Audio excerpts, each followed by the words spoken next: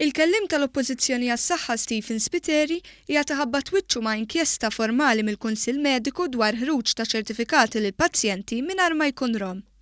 Rapport fis-sit elettroniku Lavin Malta għalli wara li l-Kunsill Mediku Malti sema l-verżjoni li ta' Spiteri iddeċida li jniedi investigazzjoni formali fil-konfront tiegħu. Il-Kunsill Mediku mistenni jiltaqa fil-15 tax-xahar biex jiddeċiedi dwar il-każ li jista' jwassal biex Spiteri jinqata' mir-reġistru mediku. Meta mistoqsi sabiex jikkommenta dwar dawn l-allegazzjonijiet, id-deputat Nazzjonalista għalli ħajjimxi ma' dak li jgħid il-Kunsill u lest li jikkummenta biss dwar il-każ wara li tittieħed id-deċiżjoni.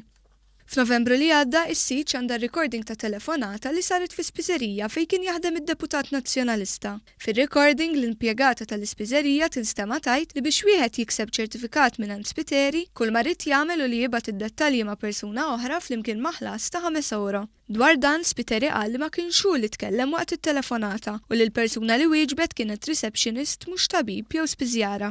Intant kelliem mal-Partit Nazzjonalista ġie kkwotat jgħid li l-Partit Nazzjonalista mhux se jieħu azzjoni fil-konfront tad-Deputat Nazzjonalista sakemm titlesta l-inkjesta tal-Kunsill Mediku Malti.